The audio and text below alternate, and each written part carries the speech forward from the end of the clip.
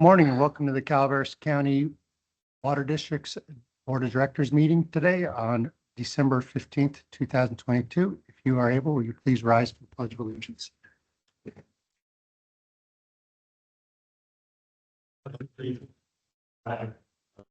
States of America,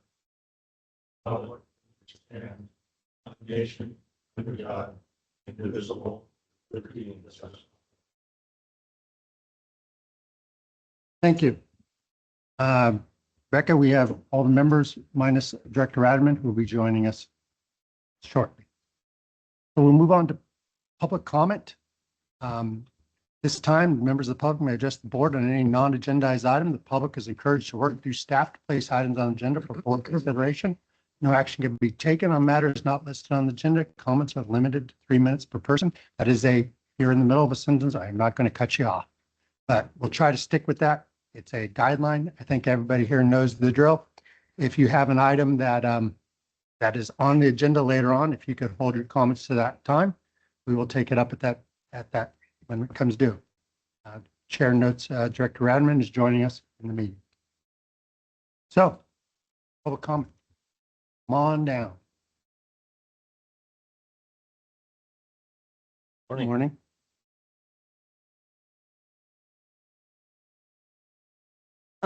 I just wanted to briefly note on a non-agendas item up for the record.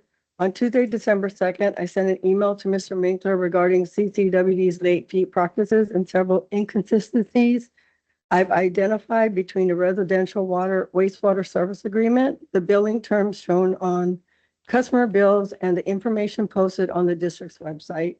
That email was also copied to all board members. In that email, I requested that it be added to the public record on the next regular board meeting. I'm noting that request today for clarity and follow-up. Thank you. Thank you. Francisco. Good morning, Francisco de la Cruz Valley Springs. Welcome back to Mr. Davidson. I understand he did well in his outings out there. I want to briefly remind the board that 10:30 in the morning is really hard to get to, especially if you even want to do a link in. We're getting a lot of comments about, are you kidding me? You think my boss is going to let me turn on the TV for an hour while you guys, there's no way that the working folks can attend a during the day regular meeting. And I would highly encourage the board to find a way to perhaps schedule them when it's really important stuff coming on, like the budget review, the budget reconciliation, end of year. That would greatly help the community understand why their rates are where they are. Thank you. Thank you very much. Anybody else? All right, seeing no further public comment, we'll move on to item number 3, new business. Discussing direction, evaluation, and district's outreach efforts as recommended by the 2024-25 Calaveras Civil Grand Jury. Kelly, this is your item. Take us away. Good morning. I think my biggest concern today was remembering to say good morning instead of good afternoon. So I got that one. Good morning. Nailed it. Yeah, practiced all morning. So yes, this is the December 15th, 2025 evaluation of the district's outreach efforts. It is an honor and a privilege to present the December 2025 evaluation of CCWD's outreach efforts. This report reflects our ongoing commitment to transparency and accountability in serving the residents of Calaveras County. I would like to express my sincere gratitude to the Calaveras County Civil Grand Jury for their dedication and promoting openness and trust in local governance. Their work strengthens our mission and helps us continually improve the way we communicate and engage with the public.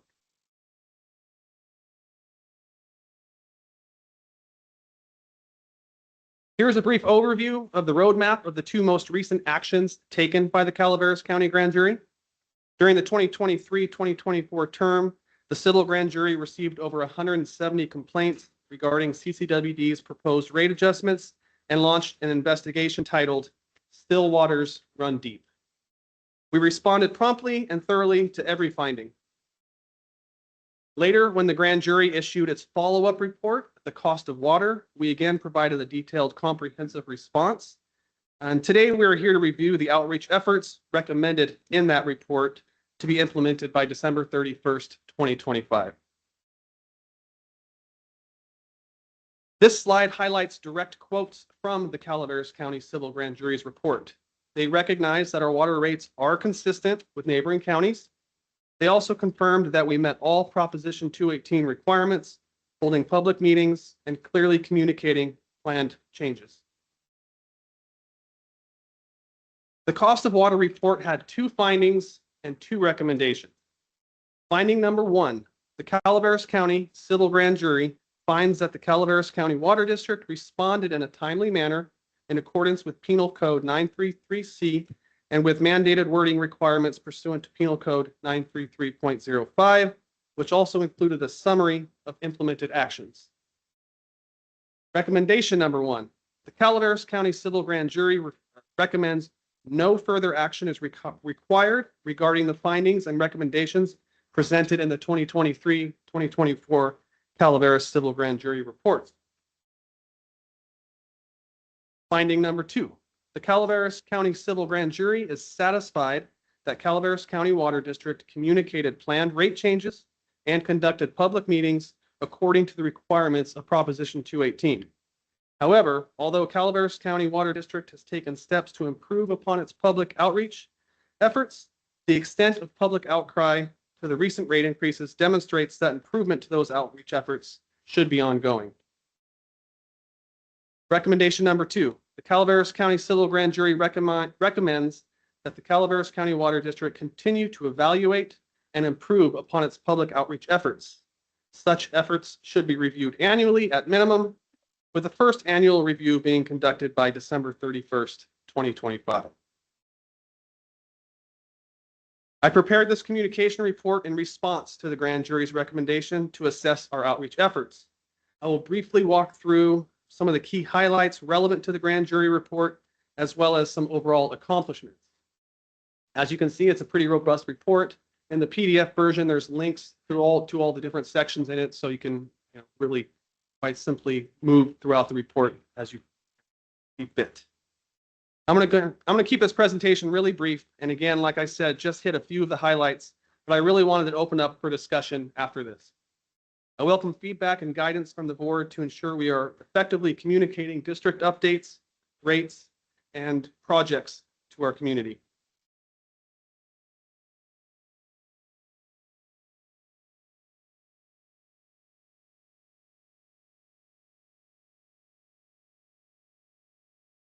This page of the report focuses on one key question the grand jury wanted answered: how we communicate about rate adjustments and why. This report does not just summarize our outreach efforts, it provides direct links to accurate information. So throughout the report, you'll see several different links to, be it board meetings or presentations or documents like this.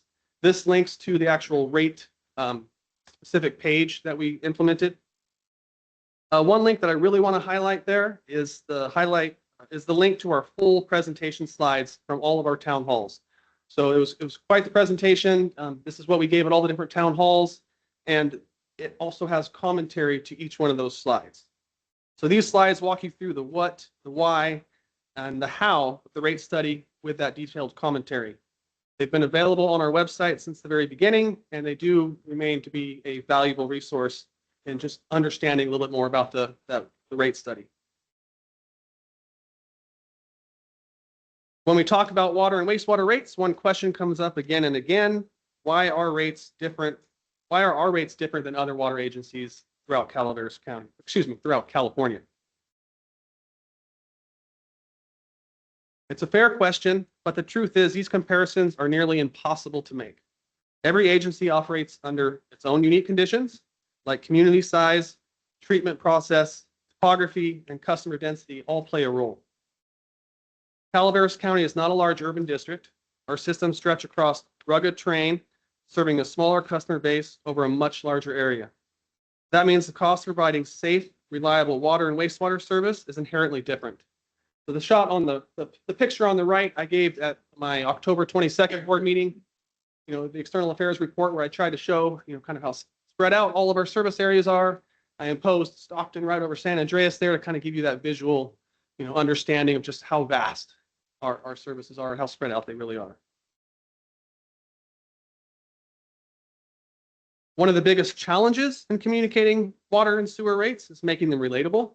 Many water agencies bill bi-monthly, but customers often think in monthly terms, which can create confusion. As well, the communicating of the true cost per gallon, I feel, will never be easy. That is why during the rate study, we made a point of presenting the information in several different ways. We have shown rates converted to monthly equivalents and explained tier costs in plain, easy to understand language. So here is just basically what our rates are. Image on the right is broken down into monthly, and then the lower graph there, table is the cost per cubic feet, but then also the actual cost per gallon. CCWD bills on a bi-monthly schedule, which can make a bill appear much larger than the actual monthly cost. That is why we worked hard to communicate rates in all those different ways. The back of the bill is also loaded with just about all the information you need and actually has sources to find further information. It is an ongoing challenge to clearly convey that water and sewer are two separate services for 2 months combined on one bill, something that seems to easily cause confusion. When we talk about transparency, this is where it truly comes to life, our public meetings. Every meeting is open to the public, recorded and archived, so anyone can access it at any time. During the 2023 rate study, we met nearly every 4th business day with 56 public meetings.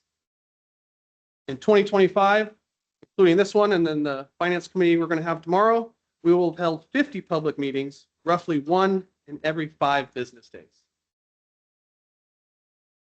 But these are not just meetings, they're the clearest expression of how we communicate. They're where decisions are made, accurate information is shared, and our community connects directly with staff and the board. Community engagement is not just a line in this report. It's really, I think, the heartbeat of CCWD and what I'm trying to accomplish here. Every event, every meeting, every handshake is an opportunity to communicate, connect, and educate and build trust with the community. Our external affairs department does not just attend events, we embrace and cherish them. From classrooms to community halls, we make sure our community knows all about their water and sewer systems. This commitment is actually quite personal to me. I've called Calaveras County home my entire life. My family has been a CCWD customer since 1977, and I've devoted more than half my life to this district. Saying I'm committed to this community does not even begin to capture it. This slide highlights 2 milestones that really reflect our mission. First, in May, CCWD earned the Transparency Certificate of Excellence. This is not just an award, it's a promise. It shows that every decision, every dollar, and every policy is open and accessible to the community we serve. From ethics training to published financial reports, we have fostered a culture of openness that sets a high standard for rural water agencies. Second, our customer assistance program. We know affordability matters, so we have worked tirelessly to get the word out on social media, on every bill, and on our website. The result, every spot is now finally filled. We just started the waiting list. We have 6 people on the waiting list, but as the board knows, Kelly did a fantastic job of reporting that in every one of her reports. And even as of her last report in July, we still had a significant amount of open spots. So just recently, the program is filled and the wait list has begun. In June of 2024, we launched a new user-friendly website to make information and services easier to access. Today, it's more than just a digital presence. It is the cornerstone of our outreach efforts. Our website is designed to empower customers with accurate, up-to-date information and tools that make communication simple and transparent. From interactive rate calculators and live feedback surveys to secure customer portal, we have built features that keep you informed and engaged. Everything from meeting agendas, financial reports, video archives, and social media updates is just a click away. This slide highlights two key tools we've developed to boost transparency and engagement on our website. First, the FAQ section delivers quick, accurate answers to frequently asked questions and is easy for customers to suggest new ones. There's actually a spot at the lower part of the list where you can submit a question if you didn't quite find what you're looking for. I had one fill it out and I was really excited. It was a question on why might I have low pressure in my home. So right away, I made a page for that, and now there's all sorts of information on pressure reducing valves and kind of some of the causes of low pressure in your home. Second, our communication survey launched in January of 2024, and it's always been available on our homepage, front and center. Actually, front and top, not center. The feedback helps us improve how we can connect with our community, making our communication clearer, more responsive, and more meaningful for everyone. The customer portal. I think it's more than just a tool. It really puts control directly in your own hands. Whether you're at home or on the go, you can easily view and pay bills, track water usage, update your account information, and set up custom alerts. And hopefully you remember my last external affairs report where I actually reported on some of the issues I had with, not issues, but some of the issues I had at home that the portal actually alerted me to. Since that report, I had some more issues. Portal definitely came through and let me know. I was actually out of town when I got the notification, was able to contact someone to go turn off the water for me. Social media. It's where it seems that the community conversations happen. Fast, familiar, and convenient. The information is sometimes accurate, sometimes it's not accurate. At CCWD, we use these platforms to share accurate, timely information with our community. Facebook remains our strongest channel with over 76,000 views in the last 90 days, which is up 147%. LinkedIn is steadily growing, helping us connect professionally, and we are actively working to boost Instagram.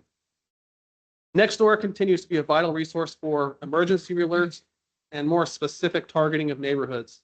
That's what we've been using that mostly. We know water and sewer bills can be confusing and misinformation spreads quickly online. That is why our approach is simple: to communicate openly, respectfully, and consistently. This slide highlights one of the most memorable moments of the year for myself. It was our 2024 year in review. On January 29th, 2025, we did not just hold a board meeting, we celebrated our progress. What made this meeting truly special was the connection with our community.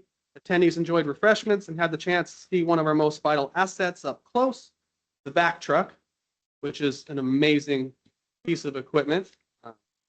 Really just remarkable. I would never want our guys to have to fix a leak without it ever again. We also shared a presentation that told not just the story of 2024, but CCWD's history. And for those of you who did not attend, at the bottom of the report, there is a link to it. I really highly recommend you check it out. It is a whole board meeting, so to get to the different parts, you might need to scroll, but I'm sure you guys can figure that out. As I conclude this report, I want to express our sincere appreciation of both the community and the grand jury.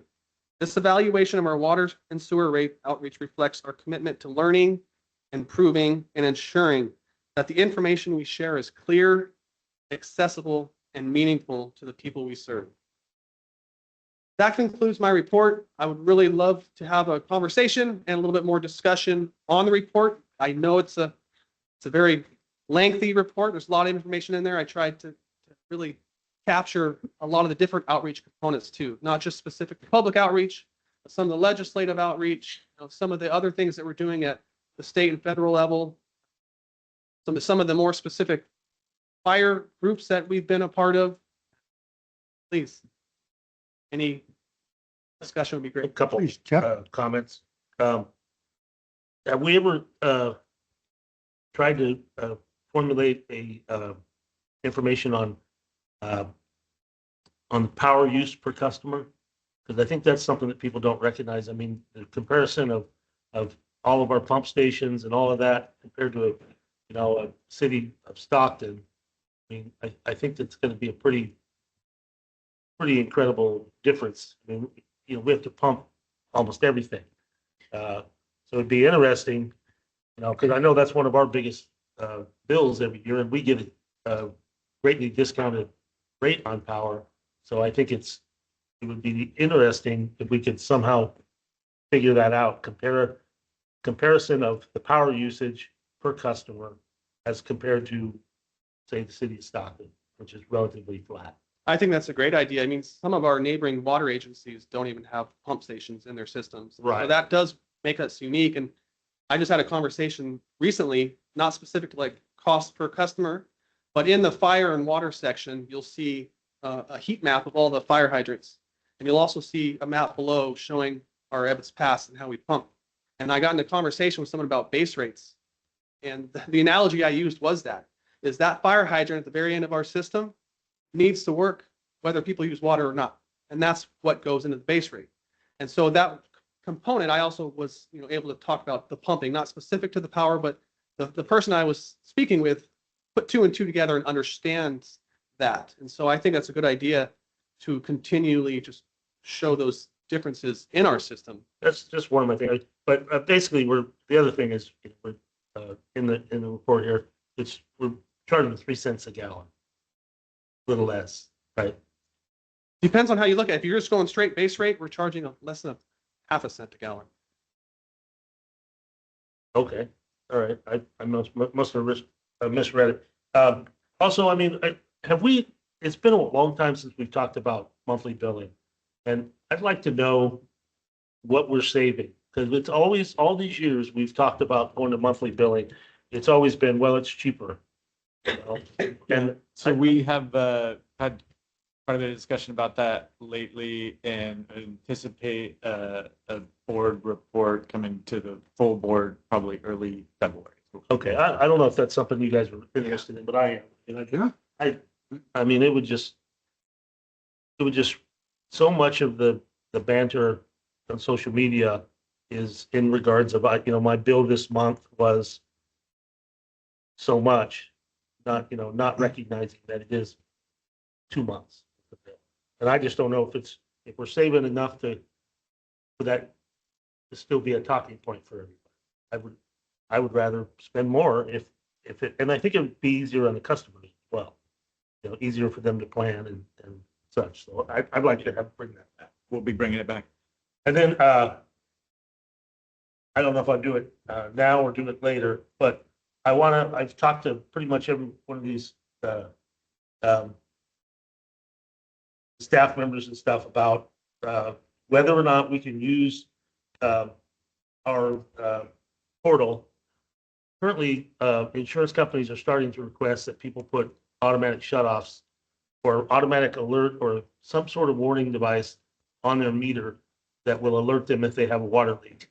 And I'm wondering if we already have the technology and it's just a matter of signing up to our portal. We do have the technology. I would love to give more of a tutorial on that at some point. I mean, I use that portal, and the story that I was referring to earlier, I was actually visiting my family in Hawaii, and I got alerts of abnormal water usage. Basically, it was a continual use over a 24-hour period. And then it actually got annoying because it kept on alerting me, but it was for a good reason. You know, My daughter- talked to Scott about it a little bit. I don't know what insurance, I mean, I haven't been alerted to have that done by my insurance company, but I mean, if it would be good to, I mean, that'd be a great service to be able to offer. We have it. I mean, we have what they're requesting, and people are having to pay a plumber to come out and install something on their system to get insurance. If they're yeah. connected to us, it's probably another agenda item, but I just want to remind everybody, I'm still interested in get that. I want to figure that out. And To be clear, what you're suggesting is that we automatically, whether someone is signed up or not, send someone. No, I'm just saying, if our product, our automatic meters can perform the same function as what insurance companies are requesting, we should publicize that and say, hey, if you're on our portal and sign up for alerts, you may not need to go purchase this and have a plumber install it.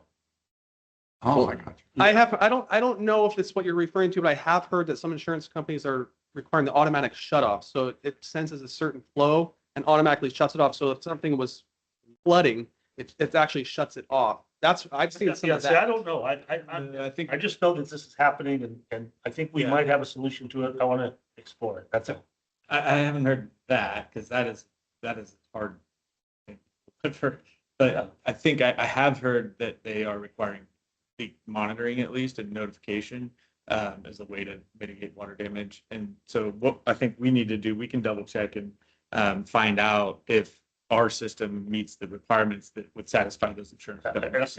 I would suspect it I mean, would. I would think that the people that developed this technology might just need to tweak it a little bit Yeah. and make that happen. We're I going mean, to if I had that into it. company, I'd be trying to do it, you know? So anyway, that's all my comments. First of all, I'd like to say this is a fantastic report. I think most districts would have hired a PR company at a high price to put something of this quality together. My congratulations on that. Two things come to mind. One is I noticed in our strategic plan objectives that under P11, going to continue to offer low-income payment assistance program at some point. I mean, I understand these objectives are already listed that we ought to have in there. We would continue to work with Aqua Mountain counties and others to lobby the state for assistance. In other words, we're going to look for more money for those that deserve it most. Let me add that when I first came, I mean, been on the board working about 6 months now, and I was kind of surprised at how high our rates were. And I know what our poverty levels are, and when these rates are comprise 10% of someone's total monthly income, how difficult it can be. So I appreciate what we're doing on that and going to continue to do on that. But it's I like the thought of going to monthly as well quite a bit because it just looks differently when somebody reads it. And my other point was it's just some wonderful information here, but we still, what I hear from people, why are our rates so high? And I think we could distill some of this. I'd like you to look at the feasibility and appropriateness of doing a short video. By short, I mean 8 to 10 minutes, where you actually interview Mr. Minkler and we look at, we describe such things of the hundreds of miles of pipeline, many of which are old and due to the acidic conditions of soil are deteriorating, and how few people we have to support this, how every capital improvement project we've gone out and gotten 75% grants, how hard we are working to get the costs down.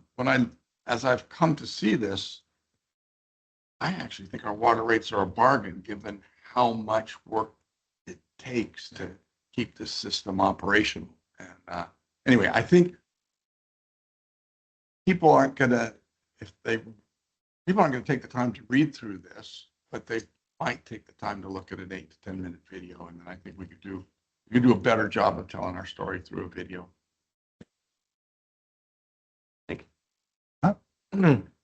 Awesome report. Glad I got here in time. Sorry for being a little bit late to the board and everyone in the room. This is fantastic. Another production. This is a $30,000 Hollywood type production, and I know that I haven't checked it all out with the links in it. But there's so much information in here, and I agree with my fellow board members on the monthly rate. The reason it's coming to our agenda in February is because I I've been talking to Mr. Minkler for about 4 months on that exact thing, and there's a couple other things that I think we can do to help get these rates at least looking a little bit lower. The economy of scale is a huge thing. We don't have that many people to share, and we have complicated systems, 13 different wastewater plants all over geographically. And very, very few people to share those costs with. Yet we're still lower than Amador Water Agency and CPUD right here in San Andreas. And then just can't. I didn't know Angels can't, but no, these are. But they don't look that way, especially if you have customers, and I have a lot of them in my district who receive a 2-month water bill and a 2-month sewer bill And I agree with Director Davidson's comment on what it looks like when you get that bill and it's $500, $600, $700. And those are the main complaint that we see on social media that's actually hurting our low income customer, hurting every customer. That's almost impossible to deal with. And we're going to find some ways come February, our first meeting in February to deal with those exact situations. But this is back to what we're doing here today on this report and addressing the grand jury's report. This is above and beyond. And thank you again, Kelly, for going there on behalf of the district. Thank you. Any other comments from the board? Only to echo the comments about how much we appreciate you, Kelly. This is, you haven't sent that $30,000 bill yet, have you? Why don't you guys tone it down a little bit? He's gonna be wanting to raise. Thank you, Jeff. Okay. All right, so thank you very much, Kelly. I think everybody said everything that I had in mind as well, so I concur with what board's comments were. This is not required, but we'll do public comment on this item before we move on. Anybody like to make a comment? Please come up.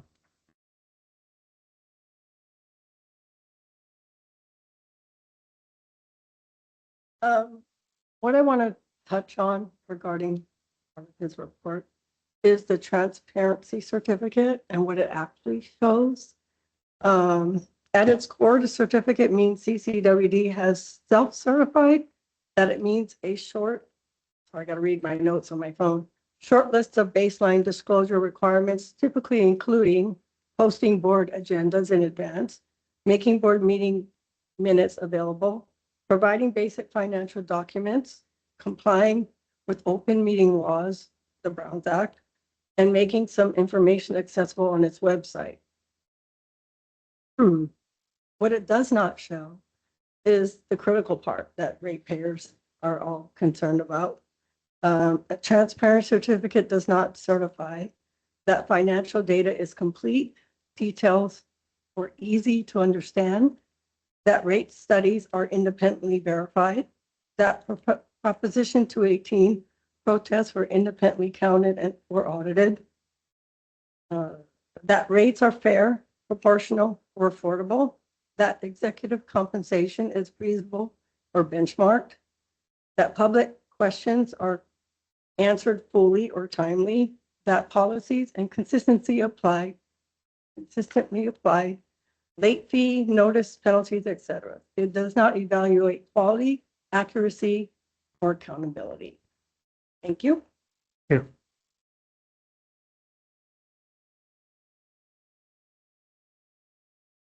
Cisco, welcome. Good morning, Francisco de la Cruz.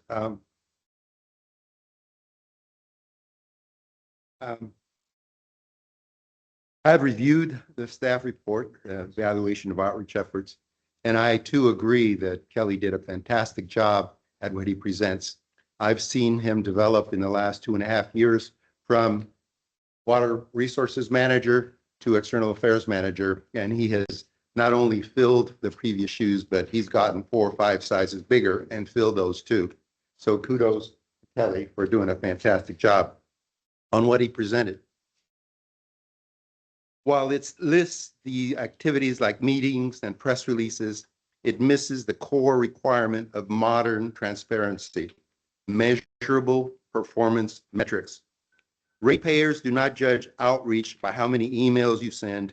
We judge it by the value we get for our money. To demonstrate this, I am submitting a version 1.6 ratepayer dashboard. For the record, this tool uses your own regulatory filings to tell the story your newsletters are missing. 2 realities stand out from your own data. First, the infrastructure crisis. I have reviewed the district's verified water loss data submitted to the state. It is not just an old system. It is a district-wide failure. Jenny Lind is losing 147.8 gallons per connection per day. Copper Cove is losing 137.3 gallons per connections per day. Ebbets Pass is losing 71.2 gallons per connections per day. against the state standards of 20 to 25 gallons. This represents an efficiency gap of 300 to 600% across the board. We are paying to treat and pump vast amounts of water directly into the ground. Good outreach would mean admitting this crisis and showing us the plan to fix it.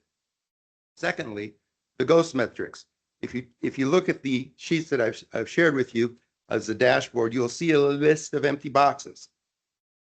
For example, first contact resolution, repair times, and maintenance ratios. Currently, you do not report these. You have the data, but it's not reported or published. You cannot claim to value customer service if you aren't measuring whether you actually solve the problem on the first call. My request is simple. Don't just report your efforts, report on your results. Please review the dashboard and consider adopting these metrics permanently so ratepayers can track the district's actual health at a glance. And to Mr. Davidson's comment about the notice, that was part of what I submitted as the leak policy ordinance change to use. I'm going to get there. You do have the ability to send leak alerts. I included that as part of the recommended changes to the proposed leak adjustment policy to use the power of the AMI system with the power of the Tyler system to notify the customers within 72 hours that they have a leak, because they have a digital signature that industry recognizes and uses it to manage leaks itself. Another thing that we don't do an affordability index. Just the average customer bill divided by the median income of the county would tell you the affordability index. We also don't report I&I, inflow and infiltration. That means we're treating perhaps more rainwater than we ought to. All of those things are things that customers care about. That explains to them why their rates might be as high as they are. Right now, all they know is we have high rates. Okay, so we need to be a little more transparent and complete. As an example, what he did is great, but it doesn't have results. It doesn't have performance results. These results you already compile, you already submit to the state, and they just need to be published so people understand what's happening. By 2028, we're supposed to reduce our losses significantly. If we don't, there are $1,000 per day fines potentially, or a $10,000 per day fine, depending on what the situations are. $1,000 a day for a year is 3-point-something million. That adds like 200 and something dollars per connection to everybody's bill. Can't afford the rates, we're not certainly going to be able to afford the fines, because the fines come from the same pockets that the rates do. Thank you. Francisco, confused. Yes. Is this something that you got from Calaveras County Water District? This is what I got from the published No, reports. did you generate this? Yes, Why does it say Calaveras County Water District on the top? it says advisory accountability. This is not a Calaveras County document. No, it's my document. Well, then put your name on it. Don't Okay. put our name on it. Let's, It's in the front. thank you very much, You're welcome. Francisco. That was 4 minutes and 48 seconds, so. I'm sorry, we only doing one round of public comments, and I want to get a discussion going back and forth between the board and public comments since I became president last week. So I did allow you to do public comment already. Right? Are you speaking about a topic that's not on the agenda?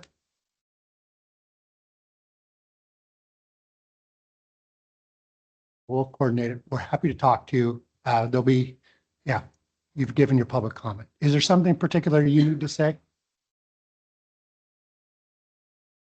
Generally speaking, yes.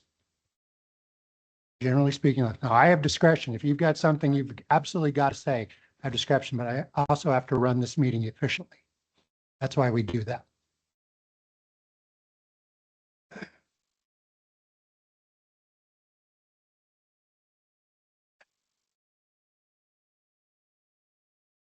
So just, the Brown Act is very clear that the president can put reasonable limits on public comment.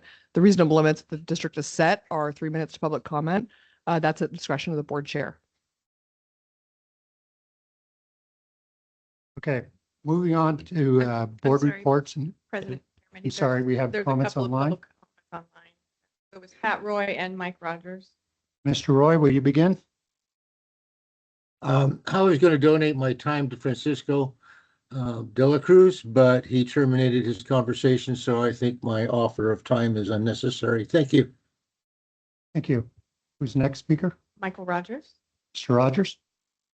Good afternoon, Mike Rogers, Valley Springs. Mr.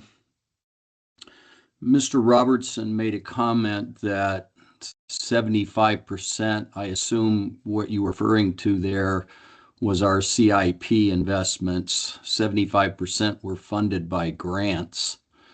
And I'm curious to know, is that just in the last year, the last 5 years, last 10 years? When you talk about, the investments that we've made, that would be a very important metric for our ratepayers to understand if that is in fact true. I haven't seen any data in any of our CIP reports or anything in the budget report that would show that we're getting 75% funding. I know we work hard to get grant funding, et cetera, to fund a lot of these projects. And I think we've done a pretty good job and been diligent about pursuing that. But if we indeed have 75% funding going to some of these, what I estimate from my understanding, over $100 million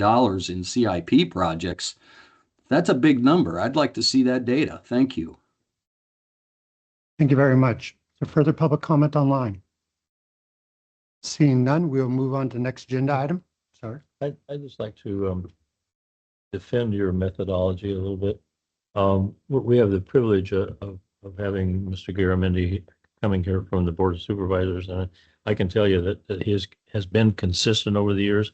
I went to several board meetings, and my name and face is recognized there by most people. And Jack on a couple of occasions said, "You're done, Russ. Sit down. You've had your time." So Equal opportunity. equal opportunity, yeah. And I wasn't offended by So don't take it personal. He's going to be that way. to No, he's going to be that way to everybody. But you have to, when you got the gavel in your hand, you have to be consistent. And we might have 100 people here that each one of them want to talk 3 minutes, and it just, I'm just saying. No. It's been cut off. I just wanted to make sure that you understood he's not treating you, not singling you out.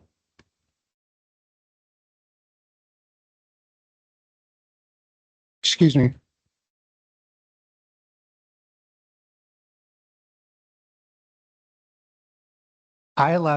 Excuse me, ma'am, we're trying to run a meeting. We're not having a debate with the public at this time. You spoke for 2 minutes and 30 seconds. I was going to go 3. I obviously expand it longer, obviously, as I do with Francisco, but we need to move on and have an efficient meeting, and it's not a back and forth. So with that, we're moving on to item 5, board reports. Ralph, last public comment, and we're shutting it down. Good morning, board. Ralph Copeland, Copperopolis. I'm just, concerned about Kelly and the board reading the room. Here we are on December 14th or 15th at 10:40 or 10:30 in the morning on a Monday, a few days before Christmas, and we're dealing with a customer issue, and it just baffles me how you guys can do this to us by bearing this meeting at the end of the year when the grand jury publish a report, giving you enough time and notice to where actual ratepayer participation would be beneficial. Thank you very much. Thank you, Ralph. Okay, moving on to item 5, board reports, information, future agenda items. Real quick GM report. I think we skipped over that one. My apologies. Item 4. I only have a couple of That was a items. good try for efficiency. Yeah. Okay. Huh? And I can save it if you wanted, if we don't have time, but I Go for will it. say really briefly, the 3 minutes. scheduling of this meeting, the scheduling of this meeting was in part because of, it kind of illustrates the challenges we have sometimes with scheduling meetings. We have consultants that have to participate in a lot of our meetings, multiple different consultants getting schedules to work. And it's often only during CCWD business hours that we can do all that. And that was why we had to split this meeting from last Wednesday and today. And it was absolutely not an attempt to bury anything. I agree with everyone that Kelly's report is not only fantastic, but really important. We want as many people to see it as possible. Real quick, there is a new law. Well, there's a couple of new laws regarding public meetings. And so we'll probably provide an update to the board in January. One in particular I want to reference has to do with virtual participation in meetings. And so we're going to have to reevaluate how or whether we even do that going forward. And I just wanted to give people a heads up about that. And so we'll be putting out some more information about that in the near future. And then I also just want to acknowledge, and I should have done this on Wednesday as well. We have a lot going on, and we have, obviously holidays coming up as well. And I just think it's important to note, CCWD is a 24/7, 365 operation. And so I think it's just important to keep in mind, when you're making your coffee Christmas morning, there's a CCWD operator, at work somewhere. And getting paid for it. Sorry. Yeah, so it's I just want to acknowledge the hard work that our staff does, and how remarkable it is, the availability and the responsiveness that they have and the dedication that they have. So I think it's important to keep that in mind. That's all I have. Members, have anything they need to report out or I do not. future agenda items? I do not. All right, very good. Just for the boards, I'm sorry, Rob. Nothing here. I wanted to just remind the board, a second meeting in January, we're going to do the evening meeting thing. We're going to push it back just a little bit to start the meeting at 5:30 rather than 5 o'clock to get people who get off work. So we'll start later, or it's probably 4 o'clock. See what's on the closed session docket. Well, that update sounded like it was a good time. So maybe that's a good thing to share with the community. What's special about that? Nothing, except it's going to be in the evening. It's a regular schedule. It's similar to what we did last January, where we did a adjournment after the board business, and then we did a year in review calendar or agenda item after we reconvened around 5 or 5:30, I think. So I think it went well last year, so something we thought we would do again this year. Also, it helps out an after hours opportunity. See how it goes. And I do have one quick comment. I don't like to make it in public, and I'm sorry our advisory group has left the building to hear this, but we have gotten off base a little bit in some of our public meetings. Our meetings are held in public for the public to see for transparency reasons. They're not town halls or necessarily for the public. And a lot of our meetings, some committee meetings have gotten into conversations in town halls, back and forth, continuous conversations where they're even the public is even yelling from their seats, trying to have a conversation in items. And I'm happy to see a little bit more order to that process. And thank you for bringing that, Director Garrett. That is my guidance, but discretion of this board. If the board feels that's not working, let me know. We'll adjust. But I definitely can see how that could spiral. So also the last thing is if the board members can get their committee assignments of preference into Rebecca. By the end of the year, we'll have that on the first agenda item coming up in there. I will not be at that meeting, first meeting in January. So you're going to have to figure out how to do this. So next board meetings are going to be canceled on 24th, and then our next board meeting will be the 14th, which I will not be able to attend, but I'll be listening in. With that, we'll go into closed session. Thank you. Any public comment on closed session? Oh, thank you very much, Michael. Is there any public comment on closed session items? Ralph? Ralph, you have I the, see you have a item for dealing with the new contract with the union. I hope that yourselves and the union understand that the ratepayers cannot afford much more money, and hopefully the all parties will agree to a salary freeze for at least 2 years. Thank you. thank you, Ralph. Anybody else online? Seeing none, thank you very much. We'll report out at the end of closed session. We'll close the meeting now.